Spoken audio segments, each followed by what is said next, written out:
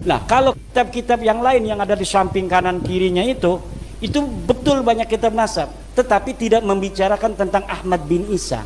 Dia mungkin membicarakan toba-toba keluarga di sana yang ada di Suriah, tidak membicarakan yang ada di Irak. Karena Ahmad bin Isa ini orang Irak, maka yang dibicarakan harus, yang dicari adalah kitab-kitab berasal dari Irak yang menerangkan tentang orang Irak. Sebelumnya ketika Ahmad bin Isa wafat tidak ada. Bagaimana dia dimakamkan di Yaman? Dia orang Irak. Masa iya mati di Irak dibawa-bawa ke Yaman, mau ngapain?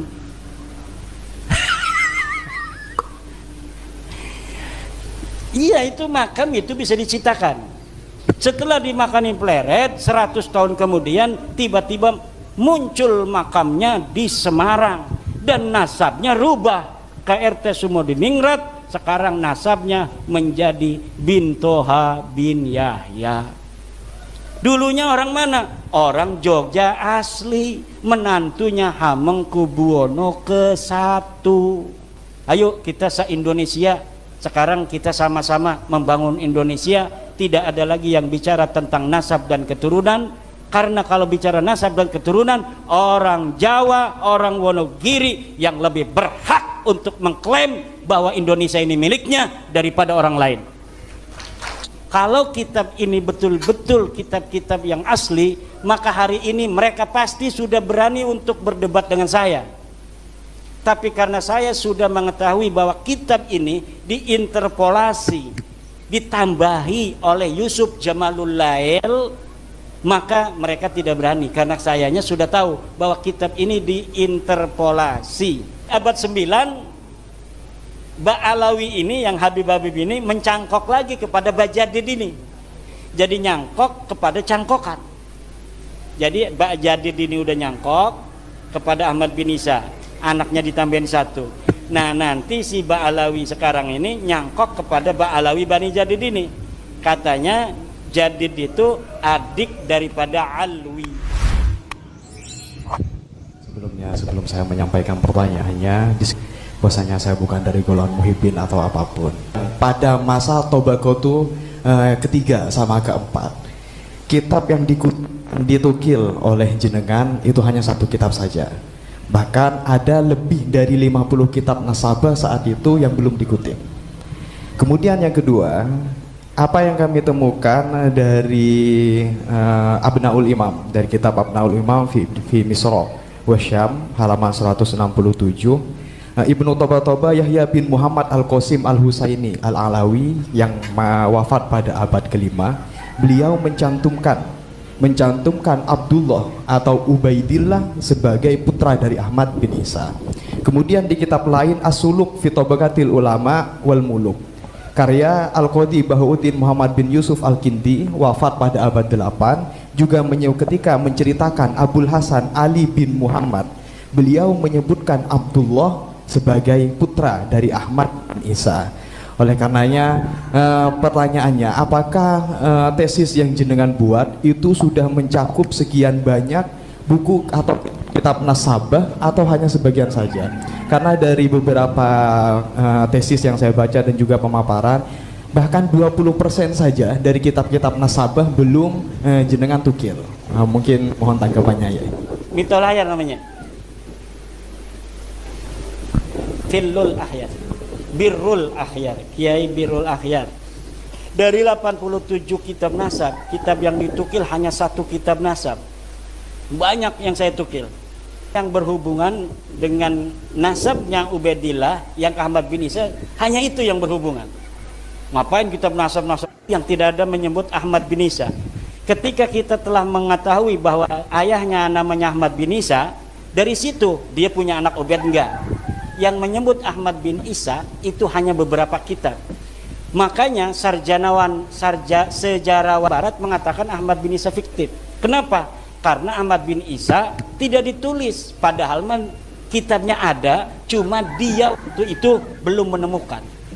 Nah, tapi sekarang Ubaidillah ini mah bukan hanya belum ditemukan, karena memang betul-betul tidak ada, sama sekali tidak ada. Kalau Ahmad bin Isa di dalam kitab hadis dia meriwayatkan hadis, tapi dalam kitab nasab waktu itu belum ditemukan anaknya siapa-siapa. Nah, hari ini sudah ditemukan kitab Tahdhibul Ansab, kitab Muntaqilatul Talibiyah, kitab Al-Mazdi, kitab Syajarah Mubarakah, kitab As-Sabatul Musan, kitab Tahdhibul Ansab, kitab Umdatul Talib, dan kitab An-Nafah Al-Ambariyah. Nah, kalau kitab-kitab yang lain yang ada di samping kanan kirinya itu betul banyak kitab nasab, tetapi tidak membicarakan tentang Ahmad bin Isa. Dia mungkin membicarakan toba-toba keluarga di sana yang ada di Suriah, tidak membicarakan yang ada di Irak. Karena Ahmad bin Isa ini orang Irak, maka yang dibicarakan harus, yang dicari adalah kitab-kitab berasal dari Irak yang menerangkan tentang orang Irak. Baru ketika kita menemukan kitab nasab yang membicarakan orang Irak, kita bisa mengetahui anaknya Ahmad bin Isa berapa. Karena Ahmad bin Isa ini orang Irak, bukan orang yang pindah ke Yaman.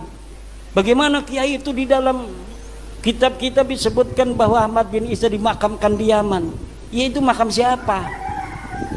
Kitabnya abad berapa yang menyebutkan itu? Dari mulai abad ke-10 bahwa Ahmad bin Isa dimakamkan di Yaman. Sebelumnya ketika Ahmad bin Isa wafat tidak ada. Bagaimana dia dimakamkan di Yaman? Dia orang Irak.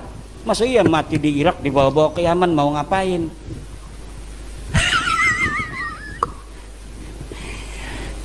Iya, itu makam itu bisa diciptakan.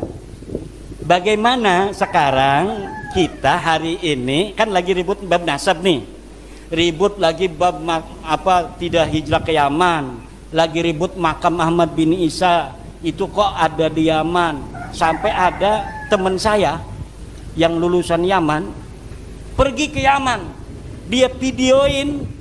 Setelah dia videoin, dia kirimin video saya. Ini ada makamnya katanya Ahmad bin Isa. Ini makamnya Ubaidillah. Masa iya katanya ente tidak percaya bahwa Ubaidillah ini adalah sosok yang historis?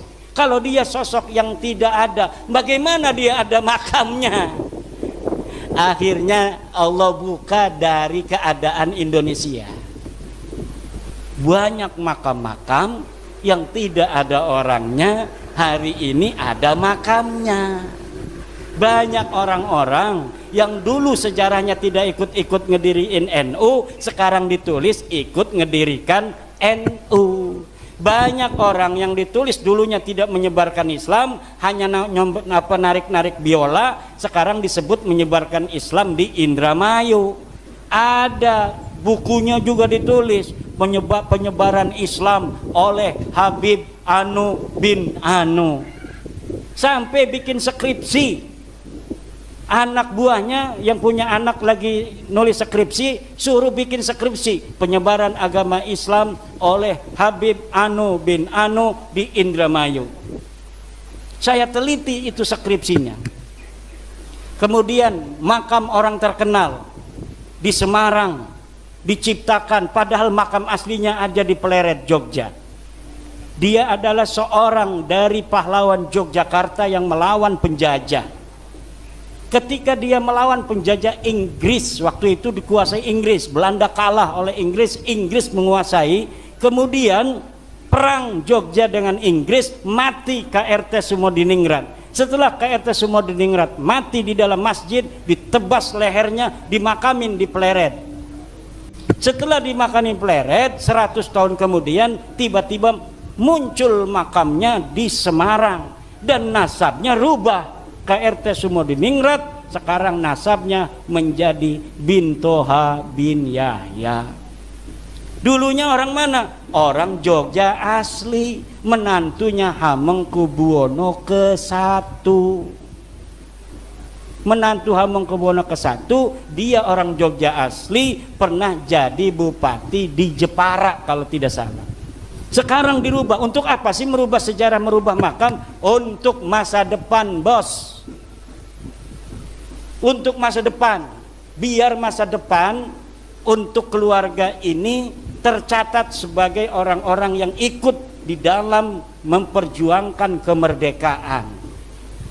Makanya penting bagi mereka untuk mencantolkan dalam sejarah-sejarah 17 Agustus. Katanya Soekarno minta doa dulu sama Habib. Katanya bendera Indonesia merah putih itu ditentukan oleh Habib. Katanya Garuda Pancasila itu ditentukan oleh Habib. Katanya NU itu didirikan oleh salah satunya Habib, dan sebagainya dan sebagainya. Makam-makam di pojok-pojok itu dikasih nama marga-marga dari mereka, kemudian dikasih tahun yang tua. Untuk apa?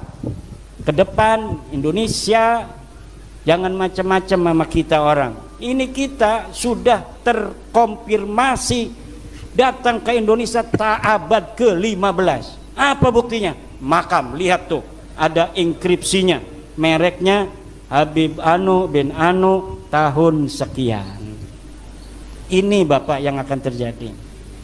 Maka kita begini keras ngomong ini agar mereka sadar. Udah berhentilah yang udah bikin-bikin makam, hapusin makam, nggak ada orangnya. Yang ada orangnya, yang tokohnya itu tokoh Jawa asli, dirubah lagi. Udahlah, kita salah. Ayo kita se-Indonesia sekarang kita sama-sama membangun Indonesia.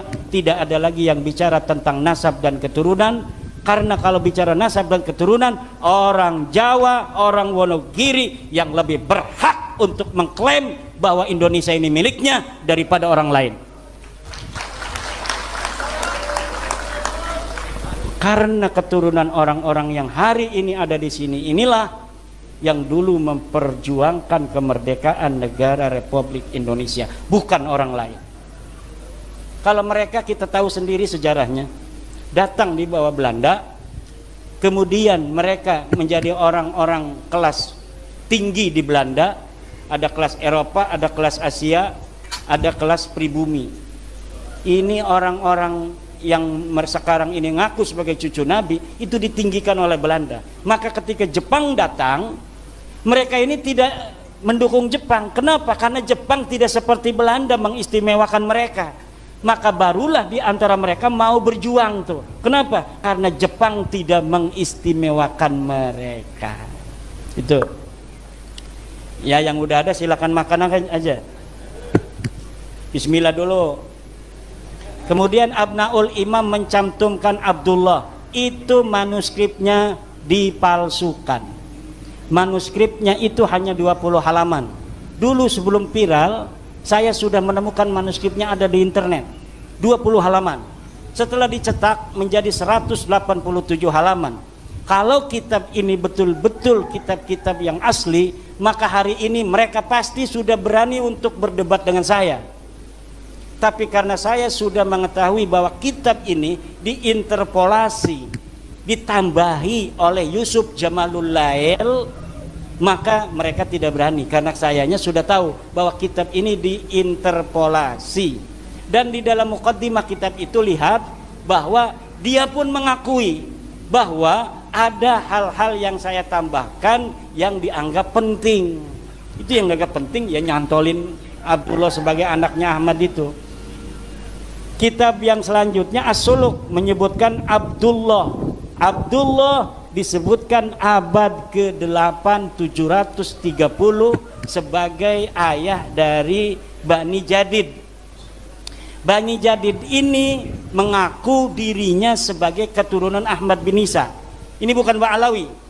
Bani Jadid ini orang yang mencangkok pertama keturunan Ahmad bin Isa di abad 8.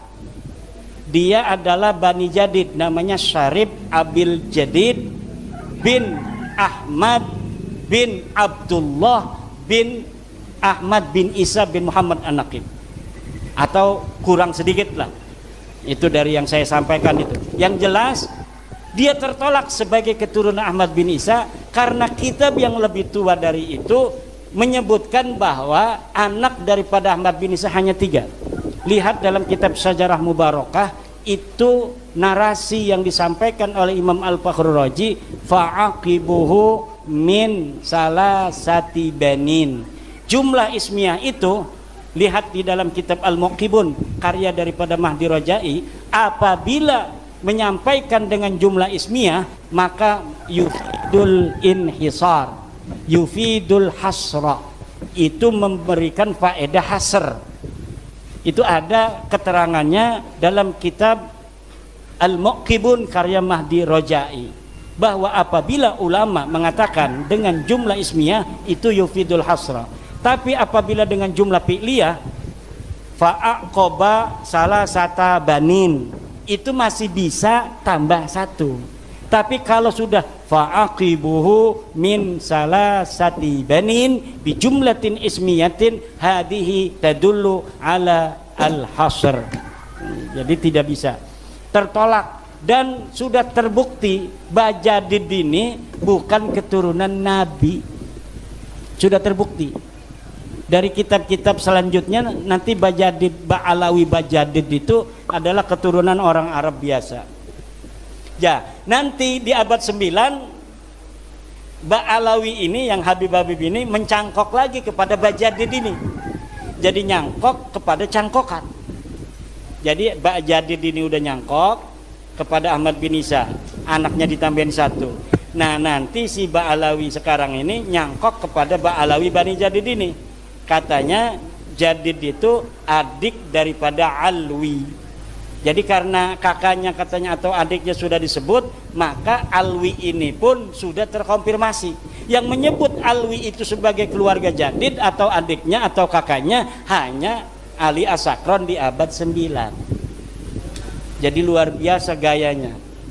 Dan kalau kita teliti, nanti saya sedang menulis lagi sebuah kitab kronologi, kronik batalnya nasab Alawi. Ini sudah 300 halaman. Nanti saya akan sampaikan bagaimana upaya-upaya mereka di dalam mengakali sejarah masa lalu untuk seperti yang mereka inginkan di hari ini.